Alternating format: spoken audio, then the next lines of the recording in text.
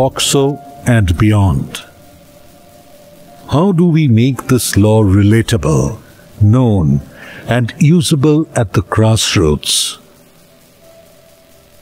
So POCSO number 1 is a gender neutral act. মানে যে কোনো বাচ্চা, ছেলে হোক, মেয়ে হোক, somebody who is not gender binary যদি তার নিজেকে মনে করে, for anybody, it's a gender neutral act.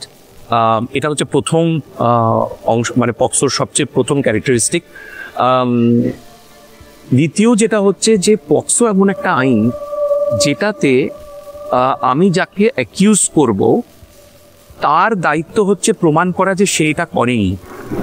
অন্য সমস্ত আইনের যেটা আমরা সবাই জানি, যেটা হয় হচ্ছে যে আমি যে অভিযোগ করছি, অভিযোগকারীর জায়গা থেকে এটা কিন্তু আমাদের প্রমাণ করতে হয় যে হ্যাঁ, আমি যার বিরুদ্ধে অভিযোগ এনেছি তিনি এই কাজটি করেছেন। POCSOটা যেহেতু বাচ্চাদের জন্য, যেহেতু কেসটা সেক্সুয়াল অ্যাবিউজ, সেই জন্য এইভাবে এটাকে স্ট্রাকচার করা হয়েছে। সুতরাং আমরা যেটা অনেক সময় বুঝি যে না, পুলিশের কাছে যাব, কি হবে না হবে, সবাই তো অন্যরকম প্রমাণ করে দেবে, জিনিসটা এরকম নয়। তৃতীয় হচ্ছে কি কি অ্যাকশনস সেক্সুয়াল অ্যাবিউজ হতে পারে তা ক্লিয়ারলি POCSOতে ডিফাইন করা আছে। যেমন আমি যদি কোনো মেয়ের গোপন অঙ্গে কোনো অবজেক্টও মানে পেনেট্রেট করাই, তাহলেও সেটা লেখা আছে সেটা সেক্সুয়াল অ্যাবিউজ হবে। যদি আমি কোনো ছোট বাচ্চাকে পর্নোগ্রাফিতে এক্সপোজ করি, লেখা আছে যে এটা সেক্সুয়াল অ্যাবিউজ হবে।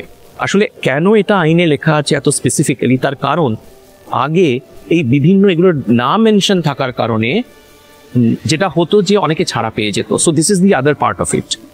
POCSO আইনটা ভীষণ ইম্পর্টেন্ট এই সেন্সে, কারণ এখানে বলা হচ্ছে যে একটা ম্যান্ডেটরি রিপোর্টিংয়ের ব্যাপার আছে। অর্থাৎ আমি অ্যাজ অ্যান অ্যাডাল্ট যদি জানতে পেরে থাকি যে কোনো বাচ্চার বিরুদ্ধে এটা হয়েছে এবং আমি যদি সেটা জেনেও চুপ করে থাকি, তাহলে আমারও জেল হতে পারে। এছাড়াও আরেকটা শাস্তির ব্যাপার আছে যেটাকে আমরা অ্যাগ্রেভেটেড সেক্সুয়াল অ্যাসল্ট বলি আইনে।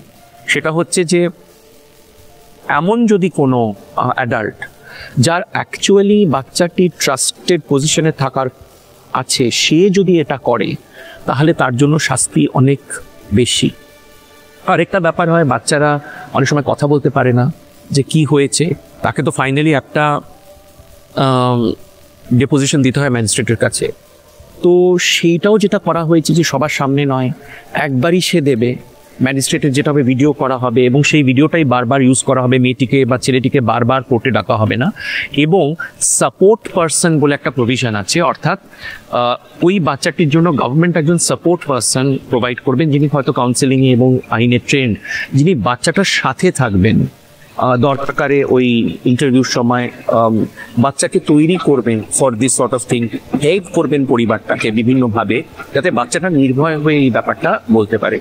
ইনকেস সাপোর্ট পারসন না থাকে, তাহলে বাচ্চাটি যেই অ্যাডাল্টের কাছে কমফোর্টেবল সেও বসে থাকবে যখন ম্যাজিস্ট্রেটের সাথে এই বয়ানটা সে দেবে। তো এরকম অনেক ধরনের পজিশনস আছে। ইটস আ স্মল অ্যাক্ট, ভীষণ ডাইরেক্ট অ্যাক্ট এবং ভীষণ শক্ত পানিশমেন্ট। এবং এই কারণে একবার POCSOর যদি কারো বিরুদ্ধে অভিযোগ করা হয়, তাহলে ইমিডিয়েটলি তাকে অ্যারেস্ট করা হয় এবং অন্তত 45 days তো উইদাউট বেল তাকে মাঝে মাঝে থাকতেই হয় প্র্যাকটিক্যালি, যেটা আমরা দেখি। POCSO 2015-এ পাস হয় এবং এখনো পর্যন্ত এর কোনো অ্যামেন্ডমেন্ট হয়নি।